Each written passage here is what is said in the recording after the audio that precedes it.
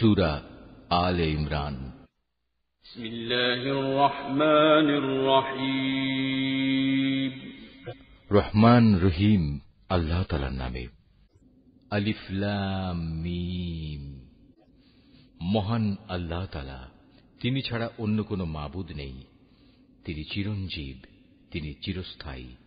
তিনি সত্য দ্বীন সহকারে তোমার উপর এই কিতাব নাজিল করেছেন, যা তোমার আগে নাজিল করা যাবতীয় কিতাবের সত্যতা স্বীকার করে, এবং তিনি তাওরাত ও ইনজিল নাজিল করেছেন মানবজাতিকে সঠিক পথ প্রদর্শনের জন্য।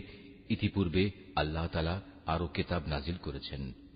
তিনি হক ও বাতিলের মধ্যে ফয়সালা করার মানদণ্ড হিসেবে কোরআন অবতীর্ণ করেছেন।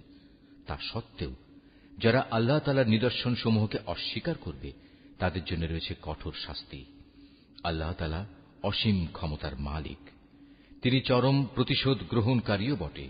তাআলার কাছে আকাশমালা ও ভূখণ্ডের কোন তথ্যই গোপন নেই। তিনি তো সেই মহান সত্তা, যিনি মায়ের পেটে থাকতেই তার ইচ্ছা মতো তোমাদের আকৃতি গঠন করেছেন। আসলেই আল্লাহ তাআলা ছাড়া দ্বিতীয় কোনো মাবুদ নেই। তিনি প্রচন্ড ক্ষমতাশালী এবং প্রবল প্রজ্ঞাময়। তিনি সেই মহান সত্তা। তিনি তোমার উপর এ কিতাব নাজিল করেছেন। এই কিতাবে দু ধরনের আয়াত রয়েছে। এর কিছু হচ্ছে সুস্পষ্ট দ্ব্যর্থহীন আয়াত, সেগুলি হচ্ছে কিতাবের মৌলিক অংশ। এছাড়া বাকি আয়াতগুলো হচ্ছে রূপক বর্ণনায় বর্ণিত মানুষের মাঝে, যাদের অন্তরে বক্রতা রয়েছে। তারা এগুলোকে কেন্দ্র করেই নানা ধরনের ফিতনা ফাসাদ সৃষ্টি করা এবং আল্লাহর কিতাবের অপব্যাখ্যা করার উদ্দেশ্যে এসব রূপক আয়াত থেকে কিছু অংশের অনুসরণ করে। মূলত এসব রূপক বিষয়ের ব্যাখ্যা আল্লাহ তাআলা ছাড়া আর কেউ জানে না। এ কারণেই যাদের মধ্যে জ্ঞানের গভীরতা আছে, সেসব ব্যক্তি বলে, আমরা এর সবটুকুর উপর ঈমান এনেছি। এগুলো সবই তো আমাদের মালিকের পক্ষ থেকে আমাদের দেয়া হয়েছে। সত্য কথা হচ্ছে, আল্লাহর হেদায়েতে প্রজ্ঞা সম্পন্ন লোকেরাই কেবল শিক্ষা গ্রহণ করে থাকে। আরো বলে, হে আমাদের মালিক, একবার যখন তুমি আমাদের সঠিক পথের দিশা দিয়েছ, তখন আর তুমি আমাদের মনকে বাঁকা করে দিও না। একান্ত তোমার কাছ থেকে আমাদের প্রতি দয়া করো, কেননা যাবতীয় দয়ার মালিক তো তুমি। হে আমাদের মালিক, তুমি অবশ্যই সমগ্র মানব জাতিকে তোমার সামনে হিসাব নিকাশের জন্য একদিন একত্রিত করবে। এতে কোন রকম সন্দেহ নাই। নিঃসন্দেহে আল্লাহ তাআলা কখনোই ওয়াদা ভঙ্গ করেন না। যারা আল্লাহ তাআলা ও তাঁর বিধান অস্বীকার করেছে, তাদের ধন সম্পদ ও সন্তান সন্ততি আল্লাহর আযাব থেকে তাদের বাঁচানোর ব্যাপারে কোনই উপকারে আসবে না। পরিণামে তারাই হবে জাহান্নামের ইন্ধন। তাদের পরিণতি হবে ফিরআউন ও তাদের পূর্ববর্তী নাফরমান জাতিসমূহের মতো। তারা আমার আয়াতসমূহ মিথ্যা প্রতিপন্ন করেছিল। অতএব তাদের অপরাধের কারণে আল্লাহ তাআলা তাদের শক্ত করে পাকড়াও করলেন। বস্তুত শাস্তি প্রয়োগে আল্লাহ তাআলা অত্যন্ত কঠোর। হে নবী, যারা আল্লাহকে অস্বীকার করে, সেসব বিদ্রোহী কাফেরদের তুমি বলে দাও, অচিরেই তোমরা এ দুনিয়ায় লাঞ্ছিত পরাজিত হবে এবং পরকালে তোমাদের জাহান্নামের আগুনের কাছে জড়ো করা হবে। আর জাহান্নাম, তা তো হচ্ছে অত্যন্ত নিকৃষ্ট অবস্থান। দল দুটোর মধ্যে তোমাদের জন্য শিক্ষণীয় কিছু নিদর্শন মজুদ ছিল, যারা বদরের সম্মুখ সমরে একে অপরের সামনাসামনি হয়েছিল। এদের মধ্যে এক বাহিনী লড়ছিল আল্লাহর দ্বীনের পথে, আর অপর বাহিনীটি ছিল অবিশ্বাসী কাফেরদের। এই সম্মুখ সমর তারা চর্মচক্ষু দিয়ে তাদের প্রতিপক্ষকে তাদের দ্বিগুণ দেখতে পাচ্ছিল। তারপরেও আল্লাহ তাআলা যাকে চান তাকে সাহায্য ও বিজয় দান করেন। এসব ঘটনার মাঝে সেসব লোকের জন্য অনেক কিছু শেখার আছে, যারা অন্তর্দৃষ্টি সম্পন্ন। নারী জাতি, সন্তান সন্ততি, কাঁড়ি কাঁড়ি সোনা রূপা, পছন্দসই ঘোড়া, গৃহপালিত জন্তু ও জমিনের ফসল সব সময়ই মানব সন্তানের জন্য লোভনীয় করে রাখা হয়েছে। এসব হচ্ছে পার্থিব জীবনের ভোগের সামগ্রী মাত্র। স্থায়ী জীবনের উৎকৃষ্ট আশ্রয় তো একমাত্র আল্লাহ তাআলার কাছেই রয়েছে। হে নবী, তুমি তাদের বলো, আমি কি তোমাদের এর চাইতে উৎকৃষ্ট কোন বস্তুর কথা বলবো? হ্যাঁ, সে উৎকৃষ্ট বস্তু হচ্ছে তাদের জন্য যারা আল্লাহকে ভয় করে। এমন সব লোকদের জন্য তাদের মালিকের কাছে রয়েছে মনোরম জান্নাত, যার পাদদেশ দিয়ে প্রবাহমান থাকবে অগণিত ঝর্ণাধারা, এবং তারা সেখানে অনাদিকাল থাকবে। আরো থাকবে তাদের পূত পবিত্র সঙ্গী ও সঙ্গিনীরা। সর্বোপরি থাকবে আল্লাহ তাআলার অনাবিল সন্তুষ্টি। আল্লাহ তাআলা নিজ বান্দাদের কার্যকলাপের উপর সর্বদা সতর্ক দৃষ্টি রাখেন। যারা বলে, হে আমাদের মালিক, আমরা অবশ্যই তোমার উপর ঈমান এনেছি, অতঃপর আমাদের যা গুনাহখাতা হয়ে যায় তা তুমি মাফ করে দাও, এবং শেষ বিচারের দিন তুমি আমাদের জাহান্নামের আগুন থেকে বাঁচিয়ে দিও।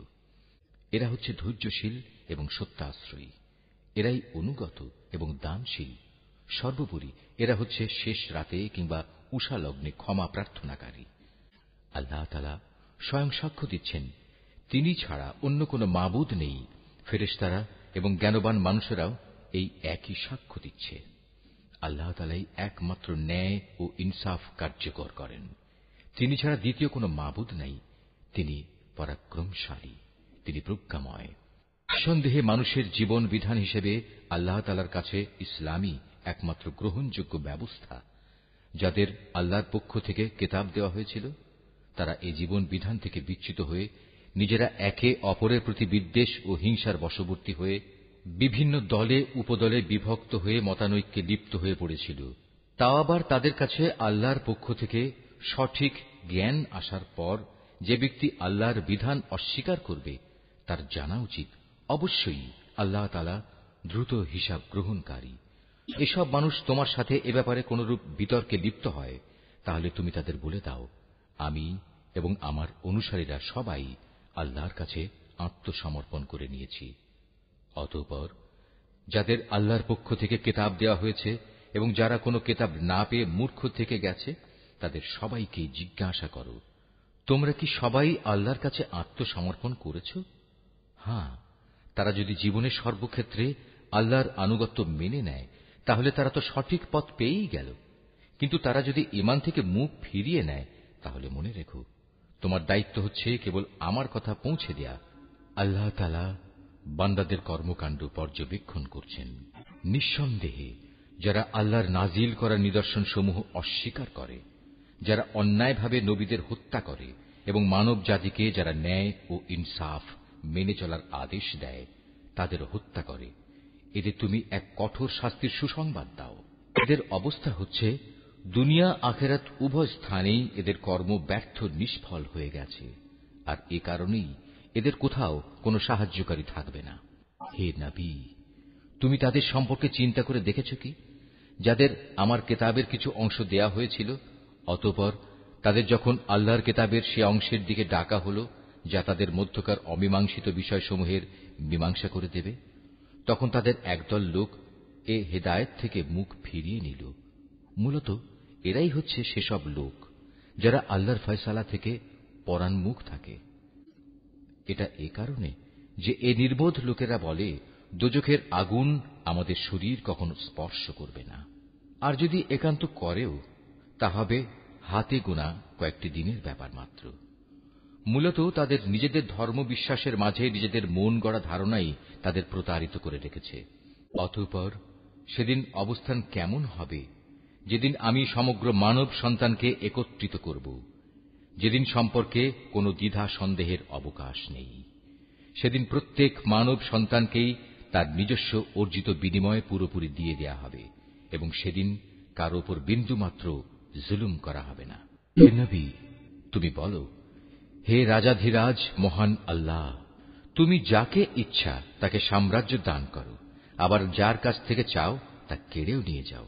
যাকে ইচ্ছা তুমি সম্মানিত করো, যাকে ইচ্ছা তুমি অপমানিত করো। সব রকমের কল্যাণ তো তোমার হাতেই নিবদ্ধ। নিশ্চয়ই তুমি সবকিছুর উপর একক ক্ষমতাবান। তুমি রাতকে দিনের মাঝে শামিল করো, আবার দিনকে রাতের ভেতর শামিল করো। প্রাণহীন বস্তু থেকে তুমি যেমন প্রাণের আবির্ভাব ঘটাও, আবার প্রাণহীন অসাড় বস্তু বের করে আনো প্রাণ সর্বস্ব জীব থেকে, এবং যাকে ইচ্ছা তুমি বিনা হিসেবে রিজিক দান করো। ঈমানদার ব্যক্তিরা কখনো ঈমানদারদের বদলে অবিশ্বাসী কাফেরদের নিজেদের বন্ধু বানাবে না। যদি তোমাদের কেউ তা করে, তবে আল্লাহর সাথে তার কোনো সম্পর্কই থাকবে না। হ্যাঁ, তাদের কাছ থেকে কোনো আশঙ্কা থাকলে তোমরা নিজেদের বাঁচাতে গেলে ভিন্ন কথা। আল্লাহ তাআলা তো বরং তার নিজের ব্যাপারেই তোমাদের ভয় দেখাচ্ছেন বেশি, কারণ তোমাদের আল্লাহর কাছেই ফিরে যেতে হবে। নবী, তুমি বলো, তোমরা তোমাদের মনের ভেতর কিছু গোপন করে রাখো কিংবা তা সবার সামনে প্রকাশ করে দাও, তা আল্লাহ তাআলা ভালোভাবে অবগত হন। আসমান, জমিন ও এর আভ্যন্তরীণ সবকিছু তিনি জানেন। সর্বোপরি আল্লাহ তাআলা সৃষ্টি লোকের সবকিছুর উপর ক্ষমতাবান। তিনি সকল শক্তির আধার। যেদিন প্রত্যেকেই তার ভালো কাজ সামনে হাজির দেখতে পাবে, যে ব্যক্তির কৃতকর্ম খারাপ থাকবে সে সেদিন কামনা করতে থাকবে যে তার মধ্যে এবং বিচারের এই দিনটির মাঝে যদি দুস্তর একটা তফাৎ থাকত। আল্লাহ তাআলা তো তোমাদের তার ক্ষমতা ও শাস্তি থেকে ভয় দেখাচ্ছেন, কারণ আল্লাহ তাআলা তার বান্দাদের সাথে অত্যন্ত অনুগ্রহশীল।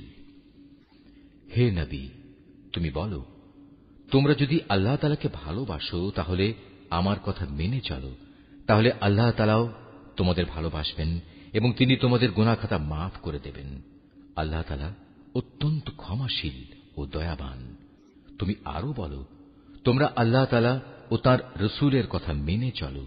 এ আহ্বান সত্ত্বেও তারা যদি এ থেকে মুখ ফিরিয়ে নেয়, তুমি জেনে রেখো আল্লাহ তাআলা কখনো কাফেরদের পছন্দ করেন না।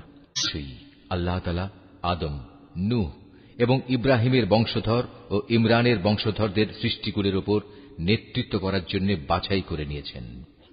নেতৃত্বে সমাসীন এদের সন্তানরা বংশানুক্রমে পরস্পর পরস্পরের বংশধর। আল্লাহ তাআলা সবার কথাবার্তা শুনতে পান এবং সব কথা তিনি জানেন। মনে করো, যখন ইমরানের স্ত্রী বলল, হে আমার মালিক, আমার গর্ভে যে সন্তান আছে তাকে আমি স্বাধীনভাবে তোমার দ্বীনের কাজ করার জন্য উৎসর্গ করলাম। তুমি আমার পক্ষ থেকে এ সন্তানটিকে কবুল করে নাও। অবশ্যই তুমি সব কথা শোনো এবং সব বিষয় জানো। একসময় যখন ইমরানের স্ত্রী সেই সন্তান জন্ম দিল, তখন সে বলল, হে আমার মালিক, এ কি? আমি তো দেখছি একটি মেয়ে সন্তান জন্ম দিয়েছি। একটা মেয়েকে কিভাবে আমি তোমার পথে উৎসর্গ করব? আল্লাহ তাআলা তো ভালোভাবেই জানতেন ইমরানের স্ত্রী কোন ধরনের শিশু জন্ম দিয়েছে। আসলে আল্লাহ তাআলার কোন কোন কাজের জন্য ছেলে কিন্তু কখনো মেয়ের মতো হবে না।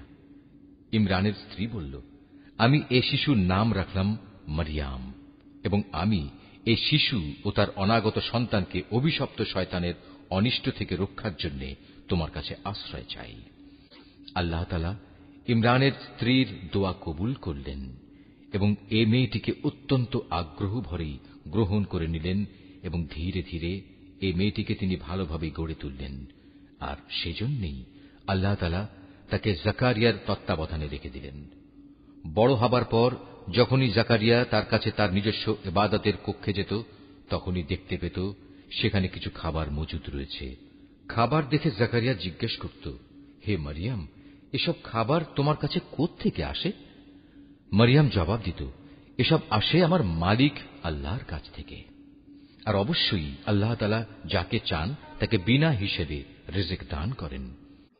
সেখানে দাঁড়িয়েই জাকারিয়া তার মালিকের কাছে দোয়া করল, হে আমার মালিক, তুমি তোমার কাছ থেকে আমাকে তোমার অনুগ্রহের প্রতীক হিসেবে একটি নেক সন্তান দান করো। নিশ্চয়ই তুমি মানুষের ডাক শোনো। ফেরেশতারা তাকে ডাক দিল এমন এক সময়ে যখন সে ইবাদতের কক্ষে নামাজ আদায় করছিল। ফেরেশতারা বলল, হে জাকারিয়া, আল্লাহ তাআলা তোমার ডাক শুনেছেন। অবশ্যই আল্লাহ তাআলা তোমাকে ইয়াহিয়ার জন্ম সম্পর্কে সুসংবাদ দিচ্ছেন।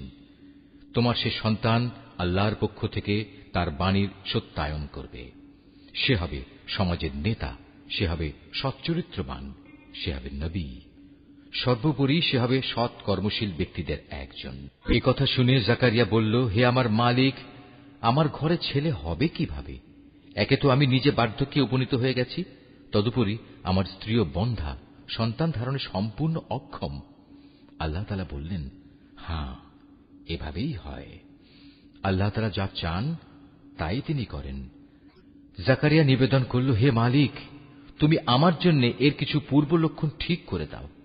আল্লাহ তাআলা বললেন, হ্যাঁ, তোমার সে লক্ষণ হবে এই যে তুমি 3 দিন 3 রাত পর্যন্ত মানুষের সাথে ইশারা ইঙ্গিত ছাড়া কথাবার্তা বলবে না।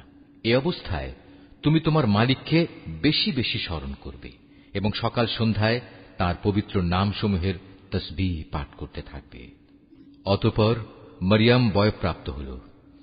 আল্লাহর ফেরেশতারা যখন বলল, হে মরিয়ম, আল্লাহ তাআলা নিঃসন্দেহে তোমাকে একটি বিশেষ কাজের জন্য বাছাই করেছেন এবং এজন্য তোমাকে তিনি পবিত্র করেছেন এবং বিশ্বের নারীকুলের উপর তিনি তোমাকে সম্মানিত করেছেন।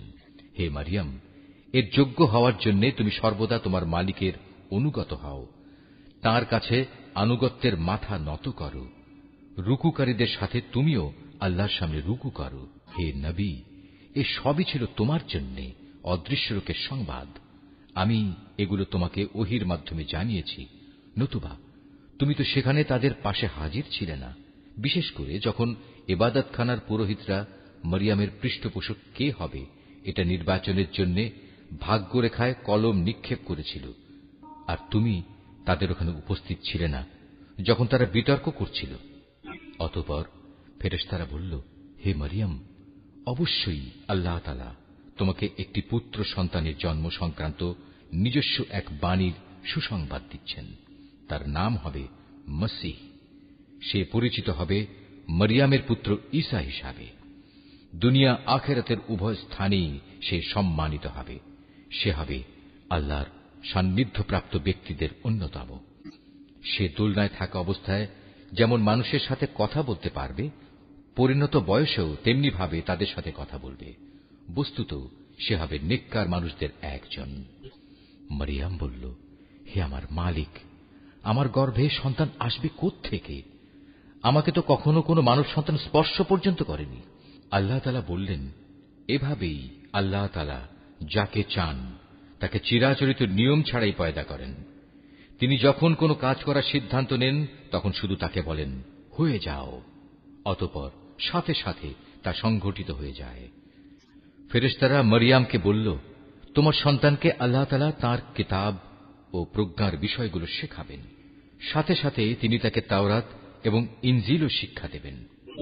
আল্লাহ তাআলা তাকে বনী ইসরাইলদের কাছে রসুল করে পাঠালেন।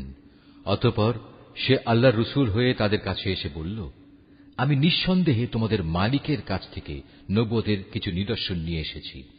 সেই নিদর্শনগুলো হচ্ছে, আমি তোমাদের জন্য মাটি দ্বারা পাখির মতো করে একটি আকৃতি গঠন করব এবং পরে তাতে ফুঁ দেব। অতঃপর তোমরা দেখবে এই আকৃতিটি আল্লাহর ইচ্ছায় জীবন্ত পাখি হয়ে যাবে, আর জন্মান্ধ এবং কুষ্ঠ রোগীকেও সুস্থ করে দেব। আল্লাহর ইচ্ছায় এভাবে আমি মৃতকেও জীবিত করে দেব। আমি তোমাদের আরো বলে দেব, তোমরা নিজের ঘরে কি কি জিনিস খাও, আবার কি জিনিস না খেয়ে জমা করে রাখো। মূলত তোমরা যদি আল্লাহর উপর ঈমান আনো তাহলে নিঃসন্দেহে এতে তোমাদের জন্য নিদর্শন রয়েছে। মসীহ ঈসা ইবনে মরিয়ম আরো বলবে, তাওরাতের যে বাণী আমার কাছে রয়েছে আমি তার সত্যায়নকারী। তাছাড়া তোমাদের উপর হারাম করে রাখা হয়েছে এমন কতিপয় জিনিসও আমি তোমাদের জন্য হালাল করে দেব, এবং আমি তোমাদের মালিকের পক্ষ থেকে এই নিদর্শন নিয়েই এসেছি। অতএব তোমরা আল্লাহকে ভয় করো এবং আমার আনুগত্য করো। নিশ্চয়ই আল্লাহ তাআলা আমার মালিক, তোমাদেরও মালিক। অতএব তোমরা তাঁরই ইবাদত করো, আর এটাই হচ্ছে একমাত্র সঠিক ও সোজা পথ। অতঃপর ঈসা যখন তাদের থেকে কুফরি আঁচ করতে পারল তখন সে সাথীদের ডেকে বলল, কে আছো তোমরা? আল্লাহ তাআলার পথের দিকে চলার সময় আমার সাহায্যকারী হবে? হাওয়ারীরা বলল, হ্যাঁ, আমরাই হব আল্লাহর সাহায্যকারী। আমরা আল্লাহর উপর ঈমান এনেছি। হে ঈসা, তুমি সাক্ষী থাকো, আমরা সবাই এক একজন অনুগত বান্দা। হাওয়ারীরা বলল, হে আল্লাহ, তুমি যা কিছু নাজিল করেছ আমরা তার উপর ঈমান এনেছি এবং আমরা রসুলের কথাও মেনে নিয়েছি। সুতরাং তুমি সত্যের পক্ষে সাক্ষ্যদাতাদের সাথে আমাদের নাম লিখে দাও। অতঃপর বনী ইসরাইলের লোকেরা আল্লাহর নবীর বিরুদ্ধে দারুণ শঠতা করল, তাই আল্লাহ কৌশলের পন্থা গ্রহণ করলেন। বস্তুত আল্লাহ তাআলাই হচ্ছেন সর্বোত্তম কৌশলী। যখন আল্লাহ তাআলা বললেন, হে ঈসা, আমি তোমার এই দুনিয়ার জীবন কাটানোর কাল শেষ করতে যাচ্ছি এবং বর্তমান পরিস্থিতিতে আমি তোমাকে আমার কাছে তুলে আনব। যারা তোমাকে মেনে নিতে অস্বীকার করছে তাদের যাবতীয় পাপ থেকেও আমি তোমাকে পবিত্র করে নেব, আর যারা তোমাকে অনুসরণ করছে তাদের আমি কিয়ামত পর্যন্ত এই অস্বীকারীদের উপর বিজয়ী করে রাখব। অতঃপর তোমাদের সবাইকে আমার কাছেই ফিরে আসতে হবে। সেদিন ঈসা সম্পর্কিত যেসব বিষয়ে তোমরা মতবিরোধে লিপ্ত ছিলে তার সবকটি বিষয়ই আমি তোমাদের মাঝে মীমাংসা করে দেব। যারা আমার বিধান অস্বীকার করেছে আমি তাদের এই দুনিয়ায় অপমান ও আখিরাতে আগুনে দগ্ধ হওয়ার কঠোরতর শাস্তি দেব। এ থেকে বাঁচানোর মতো সেদিন তাদের কোনো সাহায্যকারী থাকবে না। অপরদিকে যারা আল্লাহর উপর ঈমান এনেছে এবং ভালো কাজ করেছে অতঃপর আল্লাহ তাদের সবাইকে তাদের পাওনা পুরোপুরি আদায় করে দেবেন। আল্লাহ তাআলা জালেমদের কখনো ভালোবাসেন না। কিতাব যা আমি তোমাকে পড়ে শোনাচ্ছি তা হচ্ছে আল্লাহর নিদর্শন ও জ্ঞানপূর্ণ উপদেশ বিশেষ। সত্য কথা হচ্ছে আল্লাহ তাআলার কাছে ঈসার উদাহরণ হচ্ছে প্রথম মানুষ আদমের মতো। তাকেও আল্লাহ তাআলা মাতা পিতা ছাড়া সরাসরি মাটি থেকে পয়দা করেছেন। তারপর তাকে বললেন, এবার তুমি মানুষে পরিণত হয়ে যাও। সাথে সাথে তা মানুষ হয়ে গেল। এ হচ্ছে তোমার মালিক আল্লাহর পক্ষ থেকে আসা সত্য প্রতিবেদন। অতঃপর তোমরা কখনো সেসব দলে সামিল হও না যারা ঈসার ব্যাপারে নানা রকম সন্দেহ পোষণ করে। এ বিষয়ে আল্লাহর কাছ থেকে সঠিক জ্ঞান আসার পরেও যদি কেউ তোমার সাথে খামোখা ঝগড়া বিবাদ ও তর্ক করতে চায় তাহলে তুমি তাদের বলে দাও, এসো আমরা সবাই এ ব্যাপারে একমত হই। আমরা আমাদের ছেলেদের ডাকবো এবং তোমাদের ছেলেদেরও ডাকবো। একইভাবে আমরা ডাকবো আমাদের নারীদের এবং তোমাদের নারীদেরও। সাথে সাথে আমরা আমাদের নিজেদের এবং তোমাদেরও একসাথে জড়ো হওয়ার জন্য ডাক দেব। অতঃপর সবাই এক জায়গায় জড়ো হলে আমরা বিনীতভাবে আবেদন করব, আমাদের মধ্যে যে মিথ্যাবাদী তার উপর আল্লাহর অভিশাপ বর্ষিত হোক। এ হচ্ছে সঠিক ও নির্ভুল ঘটনা। আল্লাহ তাআলা ছাড়া দ্বিতীয় কোনো মাবুদ নাই। নিঃসন্দেহে আল্লাহ তাআলা পরম শক্তিশালী ও প্রজ্ঞাময়। অতঃপর তারা যদি এ চ্যালেঞ্জ থেকে মুখ ফিরিয়ে নেয় তাহলে তারা যেন জেনে রাখে আল্লাহ তাআলা কলহ সৃষ্টিকারীদের ভালো করেই জানেন। হে নবী, তুমি বলো, হে কিতাবধারীরা, এসো আমরা উভয় একমত হই এমন এক কথায় যা আমাদের কাছে এক ও অভিন্ন, এবং সে কথাটি হচ্ছে আমরা উভয়ই আল্লাহ তাআলা ছাড়া অন্য কারো ইবাদত করব না এবং তার সাথে অন্য কিছুকে অংশীদার বানাব না। সর্বোপরি এক আল্লাহ তাআলা ছাড়া আমরা আমাদের মাঝেও একে অপরকে প্রভু বলে মেনে নেব না। অতঃপর তারা যদি এ থেকে মুখ ফিরিয়ে নেয় তাহলে তাদের তুমি বলে দাও, তোমরা সাক্ষী থেকো, আমরা আল্লাহর সামনে আনুগত্যের মাথা নত করে দিয়েছি। তুমি আরো বলো, হে কিতাবধারীরা, তোমরা ইব্রাহিম সম্পর্কে আমাদের সাথে অযথা কেন তর্ক করো, অথচ তোমরা জানো তাওরাত ও ইনজিল তার অনেক পরে নাজিল করা হয়েছে। তোমরা কি একথা বুঝতে পারছ না? হ্যাঁ, এর কয়েকটি বিষয়ে তোমাদের হয়তো কিছু কিছু জানাশোনা ছিল এবং সে বিষয়ে তো তোমরা তর্ক বিতর্কও করলে, কিন্তু যেসব বিষয়ে তোমাদের কোনো জ্ঞানই নেই সেসব বিষয়ে তোমরা বিতর্কে লিপ্ত হচ্ছ কেন? আল্লাহ তাআলা তো সবকিছু জানেন, তোমরা কিছুই জানো না। এই ঘটনা হচ্ছে ইব্রাহিম না ছিল ইহুদি না ছিল খ্রিস্টান, বরং সে ছিল একজন একনিষ্ঠ মুসলিম। সে কখনো মুশরিকদের দলভুক্ত ছিল না। মানুষদের ভেতর ইব্রাহিমের সাথে ঘনিষ্ঠতম সম্পর্কের বেশি অধিকার তো আছে সেসব লোকের যারা তার অনুসরণ করেছে। এ নবী ও তার উপর ঈমান আনয়নকারী হচ্ছে ইব্রাহিমের ঘনিষ্ঠতম ব্যক্তি। মূলত আল্লাহ তাআলা একমাত্র তাদেরই সাহায্যকারী পৃষ্ঠপোষক যারা তার উপর ঈমান আনে।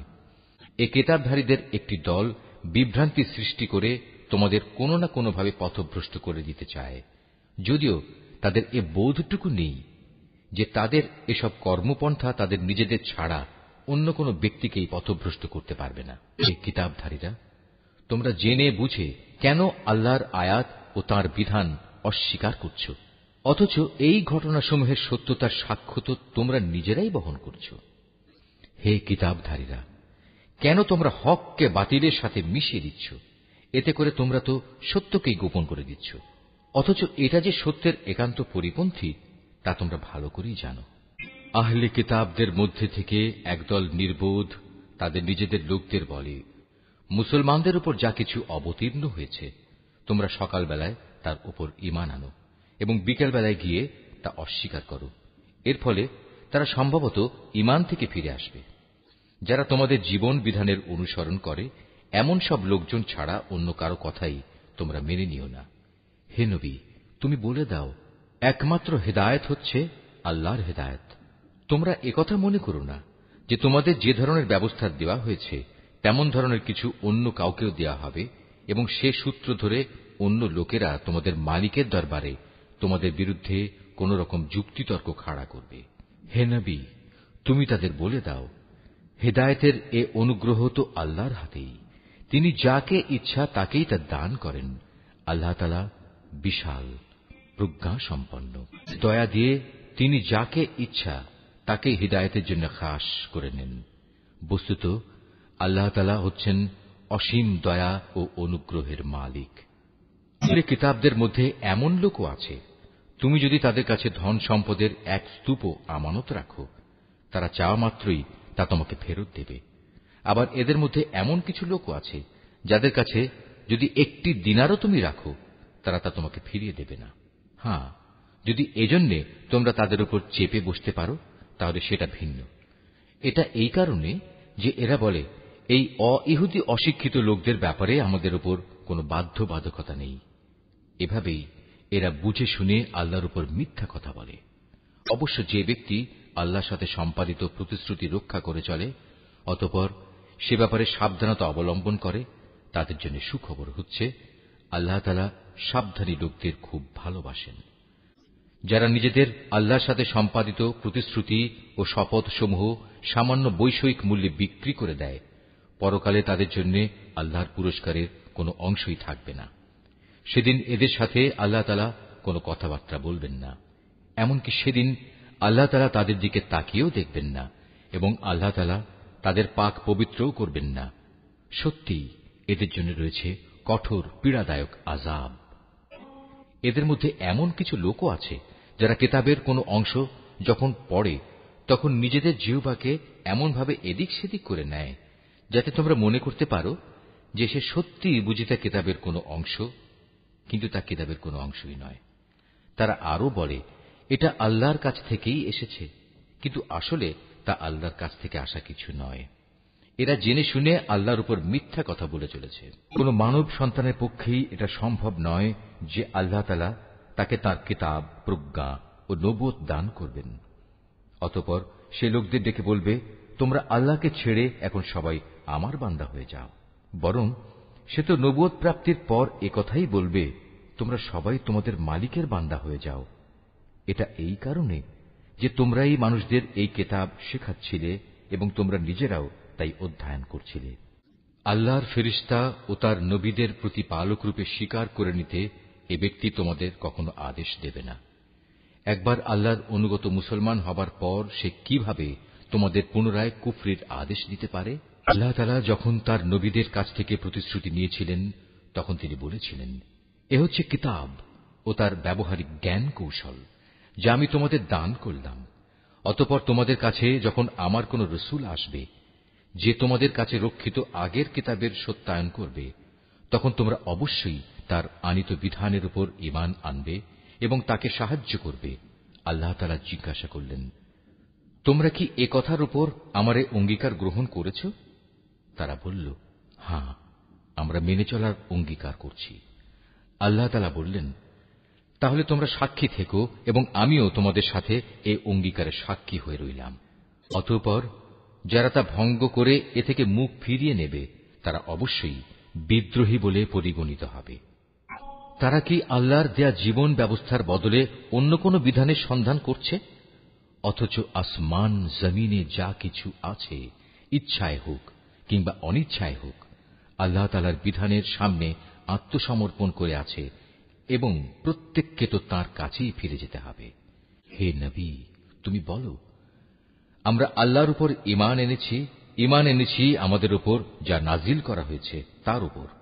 ইব্রাহিম, ইসমাইল, ইসহাক, ইয়াকুব ও তাদের অন্যান্য বংশধরদের প্রতি যা কিছু নাজিল করা হয়েছে তার উপরও আমরা ঈমান এনেছি।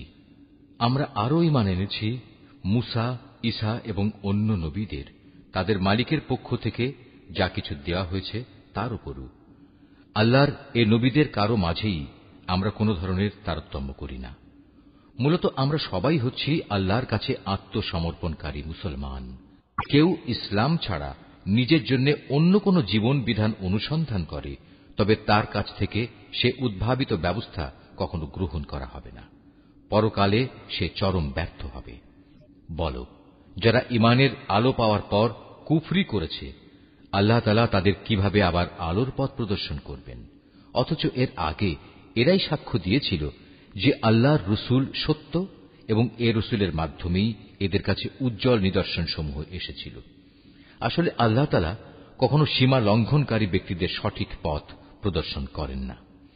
এসব সীমা লঙ্ঘনজনিত কার্যকলাপের একমাত্র প্রতিদান হিসেবে তাদের উপর আল্লাহ তাআলা তাঁর ফেরেশতা ও অন্য সব মানুষের অভিশাপ বর্ষিত হবে। সে অভিশপ্ত স্থান হচ্ছে জাহান্নাম। সেখানে তারা অনাদিকাল ধরে পড়ে থাকবে। এক মুহূর্তের জন্যও তাদের উপর শাস্তির মাত্রা কমানো হবে না, না আযাব থেকে তাদের একটুখানি বিরাম দেওয়া হবে। তবে তাদের কথা আলাদা, যারা এসব কিছুর পর তওবা করেছে এবং তারপর নিজেদের সংশোধন করে নিয়েছে। আল্লাহ তাআলা অবশ্যই ক্ষমাশীল ও পরম দয়ালু।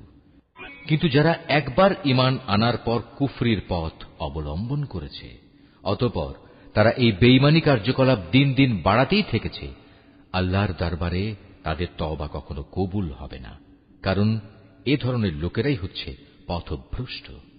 এটা সুনিশ্চিত, যারা আল্লাহ তাআলাকে অস্বীকার করেছে এবং কুফরি অবস্থায় তাদের মৃত্যু হয়েছে, তারা যদি নিজেদের আল্লাহর আযাব থেকে বাঁচানোর জন্য এক পৃথিবী পূর্ণ স্বর্ণ মুক্তিপণ হিসেবে খরচ করে, তবু তাদের কারো কাছ থেকে তা গ্রহণ করা হবে না।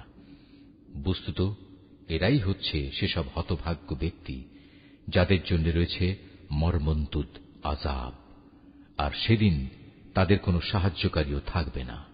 তোমরা কখনো যথার্থ নেকি অর্জন করতে পারবে না যতক্ষণ না তোমরা তোমাদের ভালোবাসার জিনিস আল্লাহর পথে ব্যয় করবে। মূলত তোমরা যা কিছুই ব্যয় করো, আল্লাহ তাআলা তা জানেন।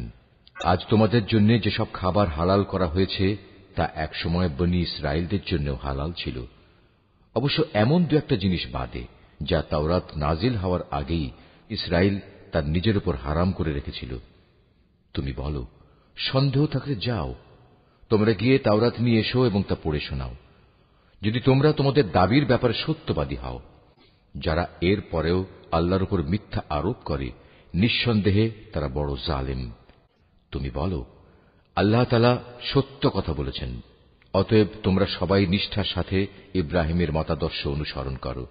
আর ইব্রাহিম কখনো আল্লাহর সাথে অংশীবাদীদের দলে শামিল ছিল না। সেই গোটা মানব জাতির জন্য সর্বপ্রথম যে ঘরটি বানিয়ে রাখা হয়েছিল তা ছিল বাক্কায় তথা মক্কা নগরীতে। এ ঘরকে কল্যাণ, মঙ্গলময় এবং মানবকুলের দিশারি হিসেবেই বানানো হয়েছিল। এখানে রয়েছে আল্লাহ তাআলার সুস্পষ্ট নিদর্শন সমূহ। আরো রয়েছে সেই স্থান যেখানে ইব্রাহিম দাঁড়িয়েছিল। এই ঘরের বিশেষ মর্যাদা হচ্ছে, যে এখানে প্রবেশ করবে সে দুনিয়া আখিরাত উভয় স্থানেই নিরাপদ হয়ে যাবে। দ্বিতীয় মর্যাদা হচ্ছে, মানব জাতির উপর আল্লাহর জন্য এই দায়িত্ব দেয়া হয়েছে যে যে ব্যক্তিরই এ ঘর পর্যন্ত পৌঁছার সামর্থ্য থাকবে, সে যেন এই ঘরের হজ আদায় করে। আর যদি কেউ এ বিধান অস্বীকার করে, তার জেনে রাখা উচিত আল্লাহ তাআলা সৃষ্টিকুলের মোটেই মুখাপেক্ষী নন। হে নবী, তুমি বলো, হে আহলে কিতাবরা, তোমরা কেন জেনে বুঝে আল্লাহর আয়াত অস্বীকার করো, অথচ আল্লাহ তাআলাই তোমাদের যাবতীয় কাজের সাক্ষী।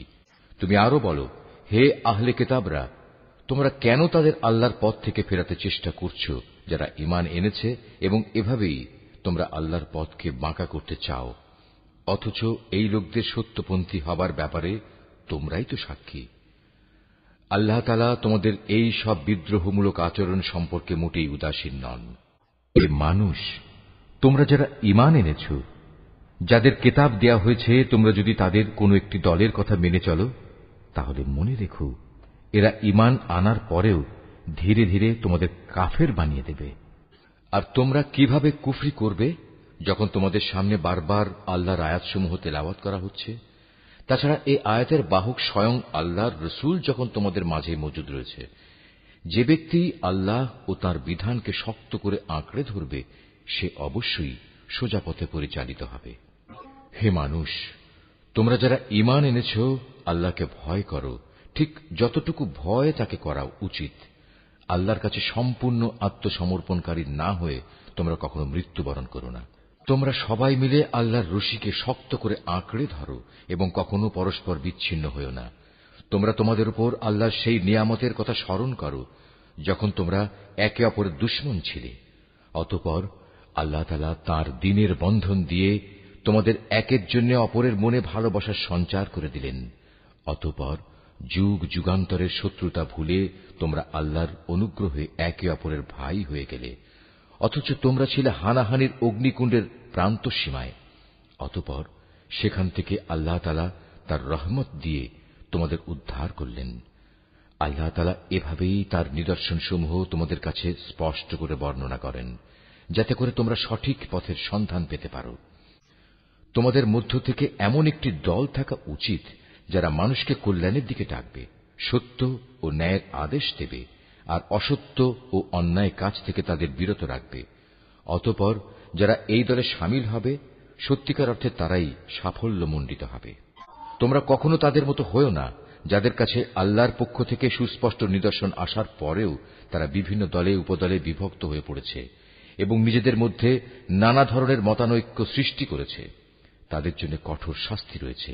সে কিয়ামতের দিন নিজেদের নেক আমল দেখে কিছু সংখ্যক চেহারা শুভ্র সমুজ্জ্বল হয়ে যাবে, আবার কিছু সংখ্যক মানুষের চেহারা ব্যর্থতার নথিপত্র দেখার পর কালো ও বিশ্রী হয়ে পড়বে। সুতরাং যাদের মুখ সেদিন কালো হয়ে যাবে, জাহান্নামের প্রহরীরা তাদের জিজ্ঞেস করবে, ঈমানের নিয়ামত পাওয়ার পরও কি তোমরা কুফরির পথ অবলম্বন করেছিলে? অতঃপর তোমরা নিজেদের কুফরির প্রতিফল হিসেবে এ আযাব উপভোগ করতে থাকো। আর যাদের চেহারা আলোকোজ্জ্বল হবে, তারা সেদিন আল্লাহ তাআলার অফুরন্ত দয়ার আশ্রয়ে থাকবে, তারা সেখানে থাকবে চিরদিন। এর সবকিছুই হচ্ছে আল্লাহর নিদর্শন। যথাযথভাবে আমি সেগুলো তোমাকে পড়ে শোনাচ্ছি, কেননা আল্লাহ তাআলা তার আয়াতসমূহ গোপন রেখে এবং পরে সেজন্য শাস্তির বিধান করে সৃষ্টিকুলের উপর কোনো জুলুম করতে চান না। তো আসমানসমূহ ও জমিনে যা কিছু আছে সবই আল্লাহর জন্য। সবকিছুকে একদিন আল্লাহর দিকে ফিরিয়ে দেয়া হবে। তোমরাই হচ্ছে দুনিয়ার সর্বোত্তম জাতি। সমগ্র মানব জাতির কল্যাণের জন্যই তোমাদের উত্থান। তোমাদের দায়িত্ব হচ্ছে তোমরা দুনিয়ার মানুষদের সৎ কাজের আদেশ দেবে এবং অসৎ কাজ থেকে বিরত রাখবে। আর তোমরা নিজেরাও আল্লাহর উপর পুরোপুরি ঈমান আনবে। আহলে কিতাবরা যদি সত্যি সত্যি ঈমান আনত, তাহলে এটা তাদের জন্য কতই না ভালো হতো। তাদের মধ্যে কিছু কিছু ঈমানদার ব্যক্তিও রয়েছে, তবে তাদের অধিকাংশই হচ্ছে সত্যত্যাগী লোক। সামান্য কিছু দুঃখ কষ্ট দেয়া ছাড়া তারা তোমাদের কখনো কোনো ক্ষতি করতে পারবে না। তারা যদি কোনো সময় তোমাদের সাথে সম্মুখ সমরে লিপ্ত হয়, তাহলে তারা পৃষ্ঠ প্রদর্শন করবে। অতঃপর তাদের কোনো রকম সাহায্য করা হবে না। যেখানেই এদের পাওয়া যাবে সেখানেই এদের অপমানিত ও লাঞ্ছিত করে রাখা হবে। তবে আল্লাহ তাআলার নিজের প্রতিশ্রুতি ও মানুষের প্রতিশ্রুতির মাধ্যমে কিছুটা নিরাপত্তা পাওয়া গেলে সেটা ভিন্ন। এরা আল্লাহর ক্রোধ ও গজবের পাত্র হয়েছে। এদের উপর দারিদ্র্য ও লাঞ্ছনা চাপিয়ে দেওয়া হয়েছে। এর কারণ ছিল এরা আল্লাহ তাআলা ও তাঁর বিধানকে অস্বীকার করেছে। আল্লাহর নবীদের এরা অন্যায়ভাবে হত্যা করেছে। মূলত এ হচ্ছে তাদের বিদ্রোহ ও সীমা লঙ্ঘনের ফল। তারা আহলে কিতাবরা আবার সবাই একরকম নয়। তাদের মধ্যে এমন কিছু লোক আছে যারা সত্য ও ন্যায়ের উপর অবিচল হয়ে দাঁড়িয়ে আছে, যারা সারা রাত আল্লাহর কিতাব পাঠ করে এবং নামাজ পড়ে। তারা আল্লাহ তাআলা ও শেষ বিচার দিনের উপর ঈমান রাখে এবং মানুষদের তারা ন্যায় কাজের আদেশ দেয় ও অন্যায় কাজ থেকে নিষেধ করে। সৎ কাজে এরা প্রতিযোগিতা করে। এ ধরনের মানুষেরাই হচ্ছে মূলত নেক লোকদের অন্তর্ভুক্ত। তারা যা কিছু ভালো কাজ করবে, প্রতিদান দেওয়ার সময় তা কখনো অস্বীকার করা হবে না, কারণ আল্লাহ তাআলা পরেজগার লোকদের ভালো করেই জানেন। একথা সুনিশ্চিত, যারা আল্লাহ তাআলাকে অস্বীকার করে তাদের ধন সম্পদ সন্তান সন্ততি আল্লাহ তাআলার মোকাবেলায় তাদের কোনোই উপকারে আসবে না, বরং তারা হবে নিশ্চিত জাহান্নামের অধিবাসী। সেখানে অনন্তকাল তারা পড়ে থাকবে। এ ধরনের লোকেরা এ দুনিয়ার জীবনে যা খরচ করে তার উদাহরণ হচ্ছে যারা নিজেদের উপর অবিচার করেছে সেই দলের শস্যক্ষেত্রের উপর দিয়ে প্রবাহমান হিম শীতল তীব্র বাতাসের মতো, যা তাদের শস্যক্ষেত্র বরবাদ করে দিয়ে গেল। মূলত আল্লাহ তাআলা তাদের উপর কোনই অবিচার করেননি, বরং কুফরির পন্থা অবলম্বন করে এরা নিজেরাই নিজেদের উপর জুলুম করেছে। হে ঈমানদার ব্যক্তিরা, তোমরা কখনো নিজেদের দলভুক্ত লোকজন ছাড়া অন্য কাউকে নিজেদের অন্তরঙ্গ বন্ধু হিসেবে গ্রহণ করো না, কেননা এরা তোমাদের অনিষ্ট সাধনের কোন পথই অনুসরণ করতে দ্বিধা করবে না। তারা তো তোমাদের ক্ষতি ও ধ্বংসই কামনা করে। তাদের জঘন্য প্রতিহিংসা ও বিদ্বেষ তাদের মুখ থেকেই এখন প্রকাশ পেতে শুরু করেছে। অবশ্য তাদের অন্তরে লুকানো হিংসা ও বিদ্বেষ বাইরের অবস্থার চাইতে মারাত্মক। আমি সব ধরনের নিদর্শনই তোমাদের সামনে খোলাখুলি বলে দিচ্ছি। তোমাদের যদি সত্যি জ্ঞান বুদ্ধি থাকে তাহলে তোমরা এ সম্পর্কে সতর্ক হতে পারবে। এরা হচ্ছে সেসব মানুষ যাদের তোমরা ভালোবাসো, কিন্তু তারা তোমাদের মোটেই ভালোবাসে না। তোমরা তো তোমাদের আগে আমার নাজেল করা সব কয়টি কিতাবের উপরও ঈমান আনো, আর তারা তো তোমাদের কিতাবকে বিশ্বাসই করে না। এ মুনাফিক লোকগুলো যখন তোমাদের সাথে সাক্ষাৎ করে তখন বলে, হ্যাঁ, আমরা তোমাদের কিতাবকে মানি। আবার যখন এরা একান্তে নিজেদের লোকদের কাছে চলে যায় তখন নিজেদের ক্রোধের বশবর্তী হয়ে এরা তোমাদের সাফল্যের ওপর নিজেদের আঙুল কামড়াতে শুরু করে। তুমি তাদের বলো, যাও, নিজেদের ক্রোধের আগুনে নিজেরাই পুড়ে মরো। অবশ্যই আল্লাহ তাআলা এ মুনাফিকদের মনের ভেতর লুকিয়ে থাকা যাবতীয় চক্রান্তমূলক বিষয় সম্পর্কে সম্যক অবগত আছেন। তাদের অবস্থা হচ্ছে, তোমাদের কোনো কল্যাণ হলে তার কারণে তাদের খারাপ লাগে, আবার তোমাদের কোনো অকল্যাণ দেখলে তারা আনন্দে ফেটে পড়ে। এ প্রতিকূল অবস্থায় যদি তোমরা ধৈর্য ধারণ করতে পারো এবং নিজেরা সাবধান হয়ে চলতে পারো তাহলে তাদের চক্রান্ত ও ষড়যন্ত্র তোমাদের কিছুই ক্ষতি করতে পারবে না। তাদের যাবতীয় কর্মকাণ্ডই আল্লাহ তাআলা পরিবেষ্টন করে আছেন।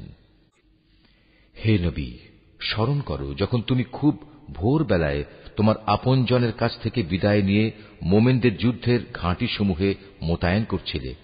তখন তুমি জানতে আল্লাহ তাআলা সবকিছু শোনেন এবং তার বান্দাদের তিনি ভালো করেই জানেন। বিশেষ করে সেই নাজুক পরিস্থিতিতে যখন তোমাদের দুটো দল মনোবল হারিয়ে ফেলার উপক্রম করে ফেলেছিল, তখন আল্লাহ তাআলাই তাদের উভয় দলের সেই ভগ্ন মনোবল জোড়া লাগাবার কাজে অভিভাবক হিসেবে মজুদ ছিলেন। আর আল্লাহর উপর যারা ঈমান আনে তাদের তো সর্বাবস্থায় তাঁর উপরে ভরসা করা উচিত। এই ভরসা করার কারণেই বদরের যুদ্ধে আল্লাহ তাআলা তোমাদের বিজয় ও সাহায্য দান করেছিলেন। অথচ তোমরা জানো তোমরা কত দুর্বল ছিলে। অতএব আল্লাহকে ভয় করো। আশা করা যায় তোমরা আল্লাহর কৃতজ্ঞতা আদায় করতে সক্ষম হবে। সে মুহূর্তের কথাও স্মরণ করো যখন তুমি মোমেনদের বলেছিলে, যুদ্ধে বিজয় লাভ করার জন্য তোমাদের মালিক যদি আসমান থেকে 3000 ফেরেশতা পাঠিয়ে তোমাদের সাহায্য করেন তাহলে তোমাদের বিজয়ের জন্য তা কি যথেষ্ট হবে না? অবশ্যই তোমরা যদি ধৈর্য ধারণ করো এবং শয়তানের চক্রান্ত থেকে বেঁচে থাকতে পারো। এ অবস্থায় তারা শত্রু বাহিনী যদি তোমাদের উপর দ্রুত গতিতে আক্রমণ করে বসে তাহলে তোমাদের মালিক প্রয়োজনে 5000 চিহ্নিত ফেরেশতা দিয়েও তোমাদের সাহায্য করবেন। এ সংখ্যাটা বলে আল্লাহ তাআলা তোমাদের জন্য একটি সুসংবাদ দিয়েছেন। নতুবা বিজয়ের জন্য তো তিনি একাই যথেষ্ট।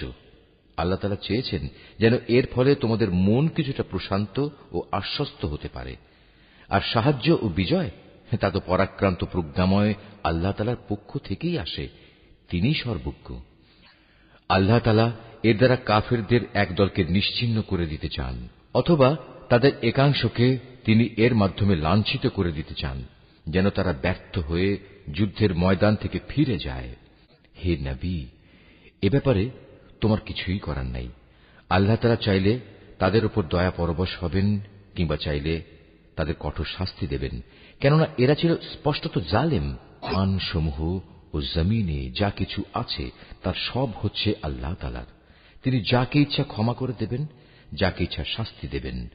আল্লাহ তাআলা অত্যন্ত ক্ষমাশীল ও পরম দয়ালু। মানুষ, তোমরা যারা ইসলামকে একটি পূর্ণাঙ্গ বিধান হিসেবে বিশ্বাস করেছ, চক্রবৃদ্ধি হারে সুদ খেও না এবং তোমরা আল্লাহ তাআলাকে ভয় করো। আশা করা যায় তোমরা কল্যাণ লাভ করতে পারবে। জাহান্নামের আগুনকে তোমরা ভয় করো, যা তৈরি করে রাখা হয়েছে তাদের জন্য যারা একে অস্বীকার করেছে।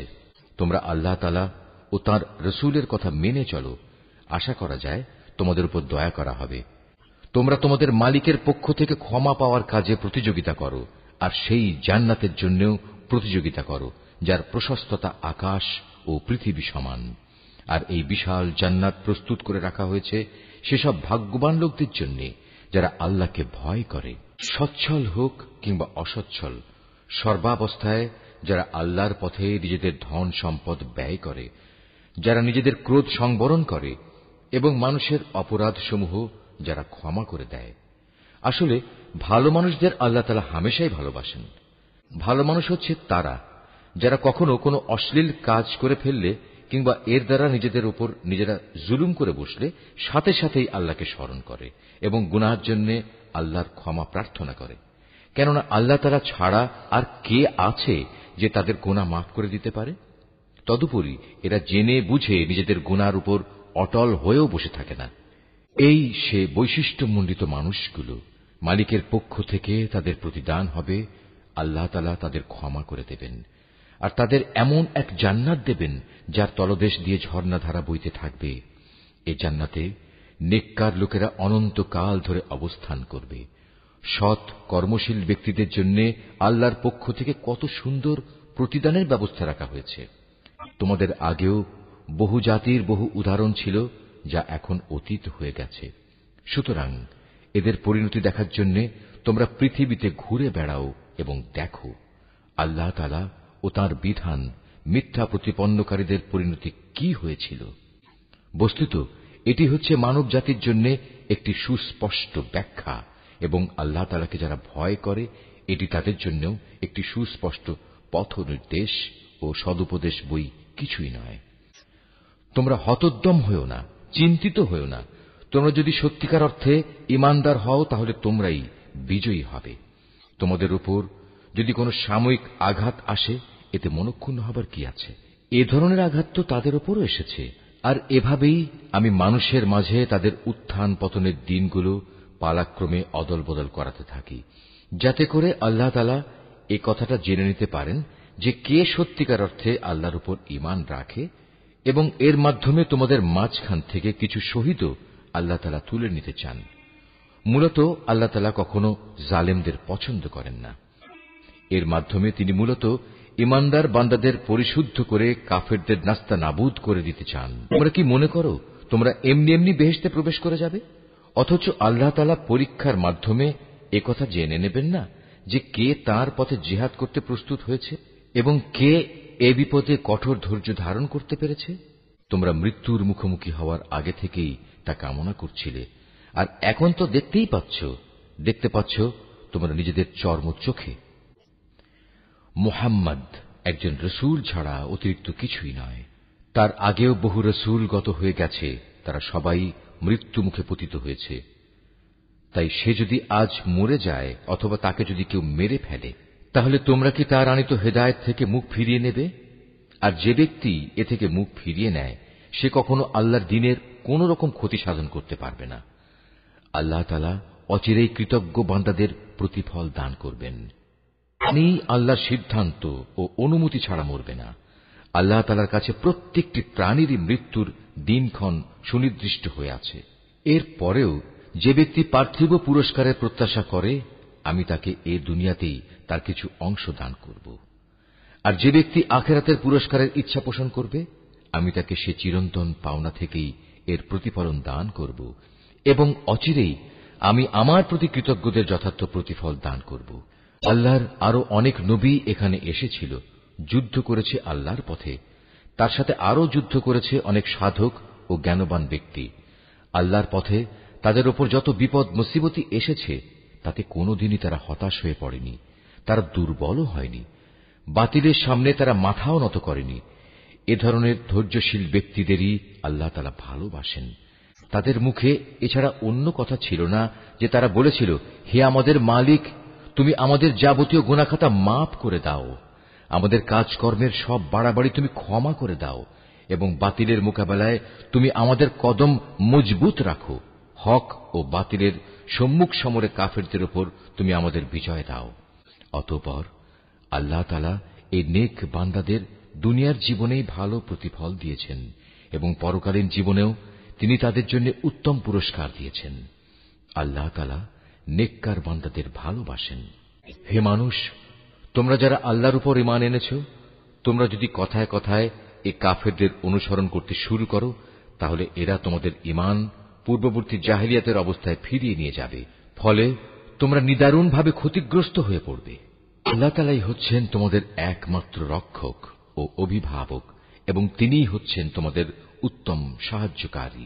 অচিরেই আমি এ কাফেরদের অন্তরে ভীতি সঞ্চার করে দেব, কারণ তারা আল্লাহর সাথে অন্যদের শরীক বানিয়ে তাদের অনুসরণ করেছে, অথচ তাদের এ কাজের সপক্ষে আল্লাহ তাআলা কোন দলিল প্রমাণ তাদের কাছে পাঠাননি। এদের শেষ গন্তব্যস্থল হচ্ছে জাহান্নামের আগুন। জালেমদের বাসস্থান এই জাহান্নাম কত নিকৃষ্ট! ওহদের ময়দানে আল্লাহ তাআলা তোমাদের যে সাহায্য দেওয়ার প্রতিশ্রুতি দিয়েছিলেন তা তিনি পালন করেছেন। যুদ্ধের প্রথম দিকে তোমরা আল্লাহর অনুমতি ও সাহায্য নিয়ে তাদের নির্মূল করে যাচ্ছিলে। পরে যখন তোমরা সাহস ও মনোবল হারিয়ে ফেললে এবং আল্লাহর রসুলের বিশেষ একটি আদেশ পালনের ব্যাপারে মতপার্থক্য শুরু করে দিলে, এমনকি আল্লাহর রসুল যখন তোমাদের ভালোবাসার সেই জিনিস তথা আসন্ন বিজয় দেখিয়ে দিলেন, তারপরেও তোমরা তার কথা অমান্য করে তার বলে দেয়া স্থান ছেড়ে চলে গেলে। তোমাদের কিছু লোক ঠিক তখন বৈষয়িক ফায়দা হাসিলে ব্যস্ত হয়ে পড়ল। তখনও তোমাদের কিছু লোক পরকালের কল্যাণী চাইতে থাকল। অতঃপর আল্লাহ তাআলা এর দ্বারা তোমাদের ঈমানের পরীক্ষা নিতে চাইলেন এবং তা থেকে তোমাদের অন্যদিকে ফিরিয়ে দিলেন। অতঃপর আল্লাহ তাআলা তোমাদের মাফ করে দিলেন। আল্লাহ তাআলা হামেশাই ঈমানদারদের উপর দয়াবান। ওহুদের সম্মুখ সমরে বিপর্যয় দেখে তোমরা যখন ময়দান ছেড়ে পাহাড়ের উপরের দিকে উঠে যাচ্ছিলে এবং তোমরা তোমাদের কোন লোকের প্রতি লক্ষ্য রাখছিলে না, অথচ আল্লাহর রসুল তোমাদের তখনও পেছন থেকে ডাকছিল, কিন্তু তোমরা শুনলে না। তাই আল্লাহ তাআলা তোমাদের দুঃখের পর দুঃখ দিলেন, যেন তোমাদের কাছ থেকে যা হারিয়ে গেছে এবং যা কিছু বিপদ তোমাদের উপর পতিত হয়েছে, এর কোনোটার ব্যাপারে তোমরা উদ্বিগ্ন ও মর্মাহত না হও। আল্লাহ তাআলা তোমাদের সব ধরনের কর্মকাণ্ড সম্পর্কেই ওয়াকিবহাল রয়েছেন। এরপর আল্লাহ তাআলা তোমাদের উপর এমন সন্তোষজনক পরিস্থিতি নাজেল করে দিলেন, এর ফলে তোমাদের একদল লোক তন্দ্রাচ্ছন্ন হয়ে পড়ে, আর একদল লোক যাদের নিজেরাই নিজেদের উদ্বিগ্ন করে রেখেছিল, তারা তাদের জাহেলি যুগের ধারণা অনুযায়ী আল্লাহ তাআলা সম্পর্কে অন্যায় ধারণা করতে থাকে। এক পর্যায়ে তারা এও বলতে শুরু করে, যুদ্ধ পরিচালনার কাজে কি আমাদের কোনো ভূমিকা আছে? হে নবী, তুমি তাদের বলো, এ ব্যাপারে আমারও কোনো ভূমিকা নেই। ক্ষমতা ও কর্তৃত্বের সবটুকু আল্লাহর হাতে। এই দলের লোকেরা তাদের মনের ভেতর সেসব কথাবার্তা গোপন করে রেখেছে, তা তোমার সামনে খোলাখুলি প্রকাশ করে না। তারা বলে, এ কাজে যদি আমাদের কোনো ভূমিকা থাকত, তাহলে আজ আমরা এখানে নিহত হতাম না।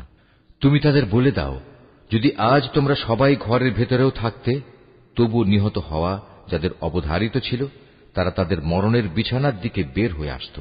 আর এভাবেই তোমাদের মনের ভেতর লুকিয়ে রাখা বিষয়সমূহের ব্যাপারে আল্লাহ তাআলা তোমাদের পরীক্ষা করেন, এবং এ ঘটনার মাঝ দিয়ে তিনি তোমাদের অন্তরে যা কিছু আছে তাও পরিশুদ্ধ করে দেন। তোমাদের মনের কথা সম্পর্কে আল্লাহ তাআলা সম্যক ওয়াকিবহাল রয়েছেন। এই বাহিনী যেদিন সম্মুখ সমরে একে অপরের মুখোমুখি হয়েছিল, সেদিন যারা ময়দান থেকে পালিয়ে গিয়েছিল, তাদের একাংশের অর্জিত কাজের জন্য শয়তানি তাদের পদস্খলন ঘটিয়ে দিয়েছিল। অতঃপর তারা অনুতপ্ত হলে আল্লাহ তাআলা তাদের ক্ষমা করে দিলেন। আল্লাহ তাআলা অত্যন্ত ক্ষমাশীল ও পরম ধৈর্যশীল। হে ঈমানদার ব্যক্তিরা, তোমরা কাফেরদের মতো হয়ো না। তাদের অবস্থা ছিল এমন, এ কাফেরদের কোন ভাই বন্ধু যখন বিদেশ বিভূয়ে মারা যেত কিংবা কোন যুদ্ধে লিপ্ত হতো, তখন এরা তাদের সম্পর্কে বলতো, এরা যদি বাইরে না গিয়ে আমাদের কাছে থাকত, তাহলে এরা কিছুতেই মরত না এবং এরা নিহতও হতো না। এভাবেই এ মানসিকতাকে আল্লাহ তাআলা তাদের মনের আক্ষেপে পরিণত করে দেন।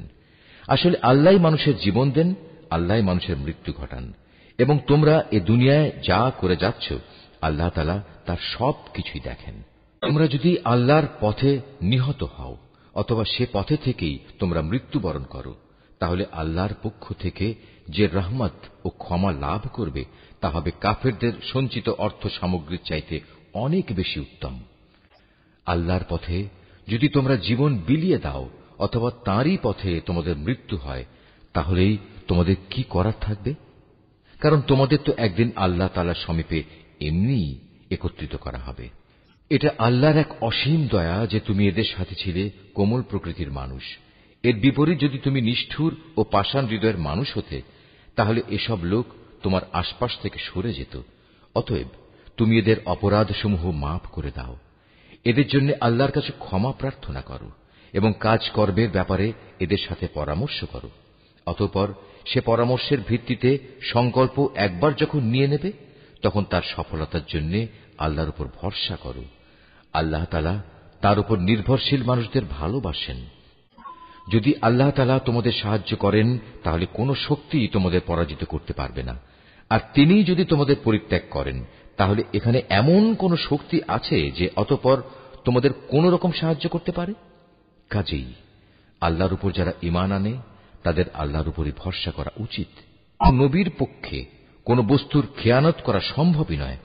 হ্যাঁ, মানুষের মধ্যে কেউ যদি কিছু খেয়ানত করে, তাহলে কিয়ামতের দিন সে ব্যক্তিকে তার খেয়ানতের সে বস্তু সহ আল্লাহর দরবারে হাজির হতে হবে।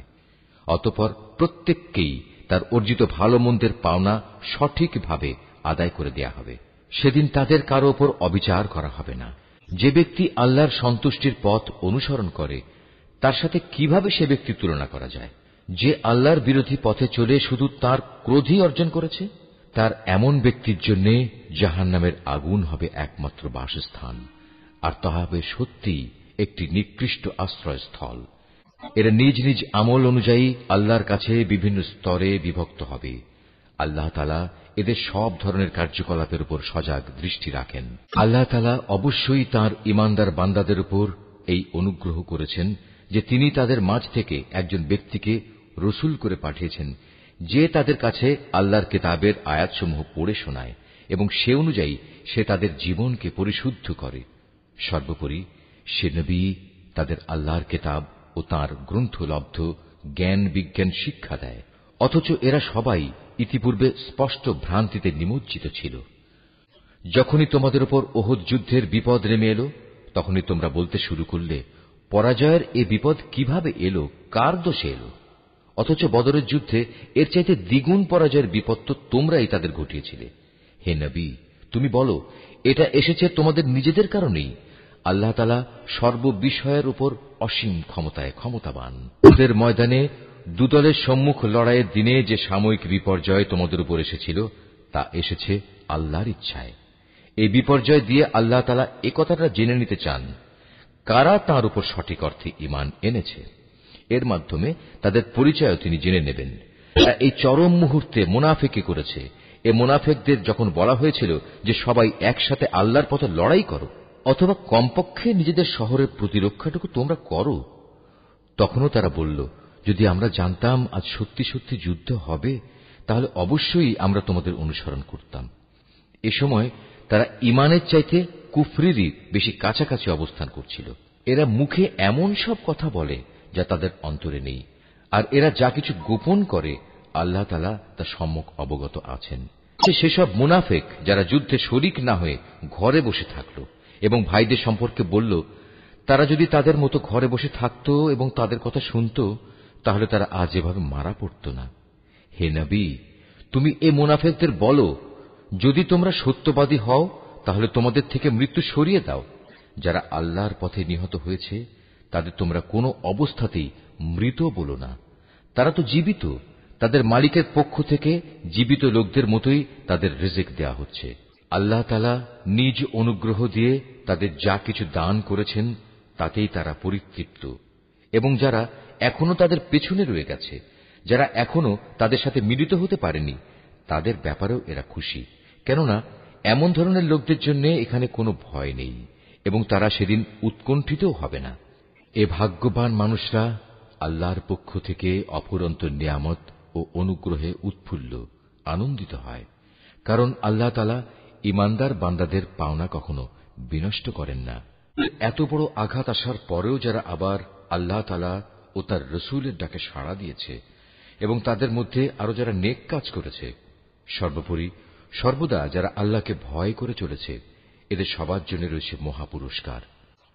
যাদের মানুষেরা যখন বলল, তোমাদের বিরুদ্ধে কাফেরদের এক বিশাল বাহিনী জামায়াত হয়েছে, অতএব তোমরা তাদের ভয় করো, এ বিষয়টাই যারা যথার্থ ঈমানদার তাদের ঈমান আরো বাড়িয়ে দিল। তারা বলল, আল্লাহ তাআলাই আমাদের জন্য যথেষ্ট এবং তিনিই হলেন উত্তম কর্মবিধায়ক। অতঃপর আল্লাহর নেয়ামত ও অনুগ্রহ নিয়ে এরা এমন ভাবে ফিরে এলো যে কোনো প্রকার অনিষ্টই তাদের স্পর্শ করতে পারল না।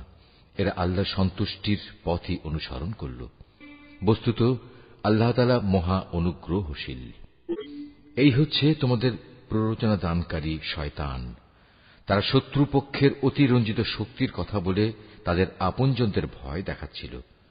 তোমরা কোনো অবস্থায় তাদের এ হুমকিকে ভয় করবে না, বরং আমাকেই ভয় করো যদি তোমরা সত্যিকার অর্থে ঈমানদার হও। হে নবী, যারা দ্রুত গতিতে কুফরির পথে এগিয়ে যাচ্ছে তাদের কর্মকাণ্ড যেন তোমাকে চিন্তান্বিত না করে। তারা কখনো আল্লাহর বিন্দুমাত্র কোনো ক্ষতি সাধন করতে পারবে না। মূলত আল্লাহ তাআলা এদের জন্য পরকালে পুরস্কারের কোনো অংশই রাখতে চান না। তাদের জন্য অবশ্যই কঠিন আযাব রয়েছে। যারা ঈমানের বদলে কুফরি খরিদ করে নিয়েছে তারা আল্লাহর কোনোই ক্ষতি করতে পারবে না। এদের জন্য মর্মান্তিক শাস্তির বিধান রয়েছে। কাফেররা যেন এটা কখনো মনে করে না যে আমি যে তাদের ঢিল দিয়ে রেখেছি এটা তাদের জন্য কল্যাণকর হবে।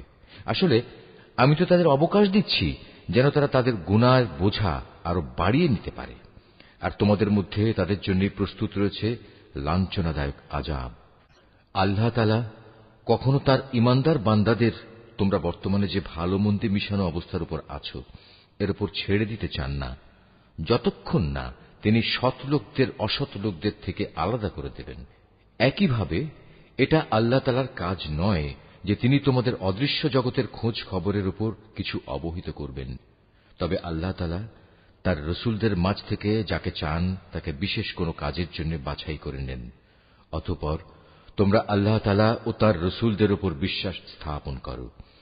তোমরা যদি আল্লাহর উপর যথাযথভাবে ঈমান আনো এবং নিজেরা সাবধান হয়ে চলতে পারো তাহলে তোমাদের জন্য মহা পুরস্কার রয়েছে।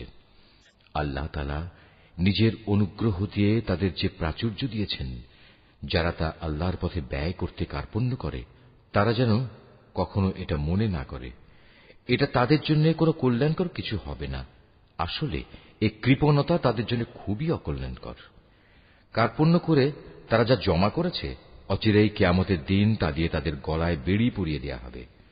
আসমান সমূহ ও জমিনের উত্তরাধিকার তো আল্লাহ তাআলার, আর তোমাদের প্রতিটি কার্যকলাপ সম্পর্কে আল্লাহ তাআলা বিশেষভাবে অবগত রয়েছেন।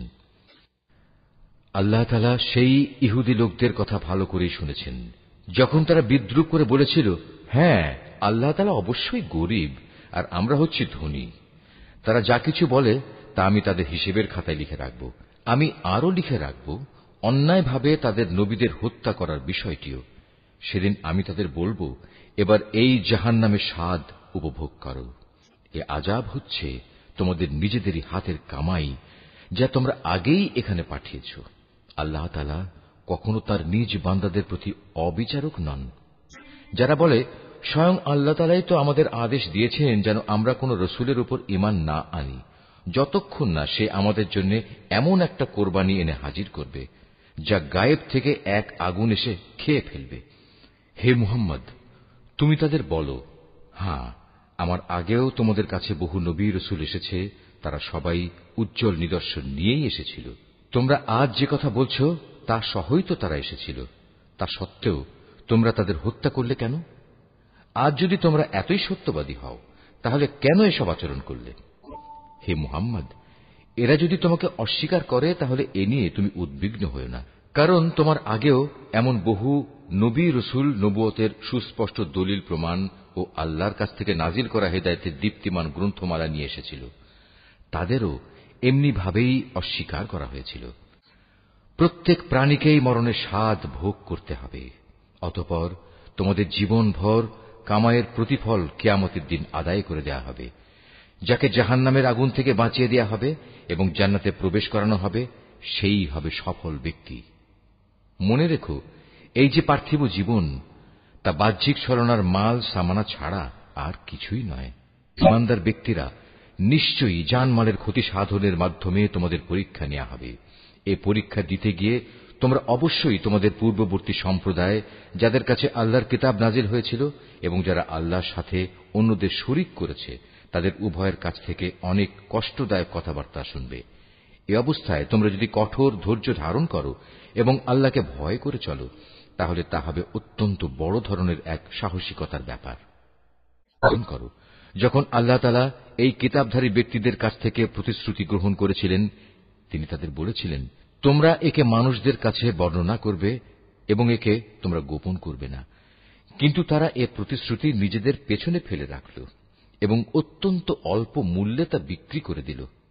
বড়ই নিকৃষ্ট ছিল যেভাবে তারা সে বেচাকেনার কাজটি করল। এমন সব লোকদের ব্যাপারে তুমি কখনো ভেবো না, যারা নিজেরা যা করে তাতে আনন্দ প্রকাশ করে, আবার নিজেরা যা কখনো করেনি তার জন্য প্রশংসিত হতে ভালোবাসে। তুমি কখনো ভেবো না যে এরা বুঝি আল্লাহর আযাব থেকে অব্যাহতি পেয়ে গেছে। মূলত এদের জন্য আল্লাহর পক্ষ থেকে যন্ত্রণাদায়ক শাস্তির ব্যবস্থা নির্ধারণ করে রাখা হয়েছে। আসমান সমূহ ও জমিনের সার্বভৌমত্ব এককভাবে আল্লাহর জন্য। আল্লাহ তাআলাই সবকিছুর উপর পূর্ণ ক্ষমতাবান। নিঃসন্দেহে আসমান সমূহ ও জমিনের নিখুঁত সৃষ্টি এবং দিবারাত্রির আবর্তনের মধ্যে জ্ঞানবান লোকদের জন্য প্রচুর নিদর্শন রয়েছে। এই জ্ঞানবান লোক হচ্ছে তারা যারা দাঁড়িয়ে, বসে এবং শুয়ে সর্বাবস্থায় আল্লাহ তাআলাকে স্মরণ করে এবং আসমান সমূহ ও জমিনের এই সৃষ্টি নৈপুণ্য সম্পর্কে চিন্তা গবেষণা করে এবং স্বতঃস্ফূর্তভাবে তারা বলে ওঠে, হে আমাদের মালিক, সৃষ্টি জগতের কোনো কিছুই তুমি অযথা বানিয়ে রাখোনি, তোমার সত্তা অনেক পবিত্র। অতএব তুমি আমাদের জাহান্নামের কঠিন আযাব থেকে নিষ্কৃতি দাও। আমাদের মালিক, যাকেই তুমি জাহান্নামের আগুনে প্রবেশ করাবে অবশ্যই তাকে তুমি অপমানিত করবে, আর সেই অপমানের দিনে জালেমদের জন্য কোন রকম সাহায্যকারী থাকবে না। ফের মালিক, আমরা শুনতে পেয়েছি একজন আহ্বানকারী মানুষদের ঈমানের দিকে ডাকছে। সে বলছিল, হে মানুষেরা, তোমরা তোমাদের মালিক আল্লাহর উপর ঈমান আনো। হে মালিক, সেই আহ্বানকারীর কথায় অতঃপর আমরা ঈমান এনেছি। হে আমাদের মালিক, তুমি আমাদের অপরাধসমূহ ক্ষমা করে দাও, হিসাবের খাতা থেকে আমাদের দোষ ত্রুটি ও গুনাহসমূহ মুছে দাও। সর্বশেষে তোমার নেক লোকদের সাথে তুমি আমাদের মৃত্যু দাও। আমাদের মালিক, তুমি তোমার নবী রাসূলদের মাধ্যমে যেসব পুরস্কারের প্রতিশ্রুতি দিয়েছ তা আমাদের পূর্ণ করে দাও এবং কিয়ামতের শেষ বিচারের দিন তুমি আমাদের অপমানিত করো না। নিশ্চয়ই তুমি কখনো ওয়াদার বরখেলাপ করো না। অতএব তাদের মালিক এই বলে তাদের আহ্বানে সাড়া দিলেন যে, আমি নরনারী নির্বিশেষে তোমাদের কোনো কাজ কখনো বিনষ্ট করব না। আমি সবার কাজের বিনিময় দেব এবং তোমরা তো একে অপরেরই অংশ। অতএব তোমাদের মাঝে যারা নিজেদের ভিটেমাটি ছেড়ে হিজরত করেছে এবং যারা নিজেদের জন্মভূমি থেকে বিতাড়িত হয়েছে, আমারই পথে যারা নির্যাতিত হয়েছে, সর্বোপরি যারা আমার জন্য লড়াই করেছে এবং আমারই জন্য জীবন দিয়েছে, আমি তাদের গুনাহসমূহ মাফ করে দেব। অবশ্যই আমি এদের এমন জান্নাতে প্রবেশ করাবো যার তলদেশ দিয়ে ঝর্ণাধারা বইতে থাকবে। এ হচ্ছে তাদের জন্য আল্লাহ তাআলার পক্ষ থেকে পুরস্কার, আর আল্লাহ তাআলার কাছেই তো রয়েছে উত্তম পুরস্কার। মুহাম্মদ, জনপদ সমূহে যারা আল্লাহ তাআলাকে অস্বীকার করেছে তাদের দাম্ভিক পদচারণা যেন কোনোভাবেই তোমাকে বিভ্রান্ত করতে না পারে, কেননা এসব কিছু হচ্ছে সামান্য কয়দিনের সামগ্রী মাত্র। অতঃপর তাদের সবারই অনন্ত নিবাস হবে জাহান্নাম, আর জাহান্নাম হচ্ছে নিকৃষ্টতম আবাসস্থল। তবে যারা নিজেদের মালিককে ভয় করে চলে তাদের জন্য নির্দিষ্ট হয়ে আছে সুরম্য উদ্যানমালা, যার নিচ দিয়ে প্রবাহিত হবে ঝর্ণাধারা। সেখানে তারা অনাদিকাল থাকবে। এ হবে আল্লাহ তাআলার পক্ষ থেকে তাদের জন্য আতিথেয়তা। আর আল্লাহ তাআলার কাছে যা পুরস্কার সংরক্ষিত আছে তা অবশ্যই নেককার লোকদের জন্য অতি উত্তম জিনিস। ইতিপূর্বে আমি যাদের কাছে কিতাব পাঠিয়েছি সেসব কিতাবধারী লোকদের মাঝে এমন লোক অবশ্যই আছে যারা আল্লাহকে বিশ্বাস করে। তোমাদের এই কিতাবের উপর তারা যেমনি বিশ্বাস করে তেমনি তারা বিশ্বাস করে তাদের উপর প্রেরিত কিতাবের উপরও।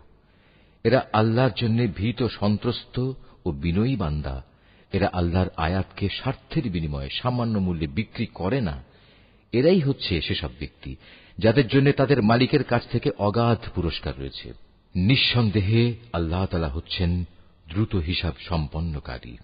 হে মোমেনরা, তোমরা ধৈর্য ধারণ করো, এ কাজে একে অপরের সাথে প্রতিযোগিতা করো, শত্রুর মোকাবেলায় সদা সুদৃঢ় থেকো, একমাত্র আল্লাহকেই ভয় করো। এভাবেই আশা করা যায় তোমরা সফল কাম হতে পারবে।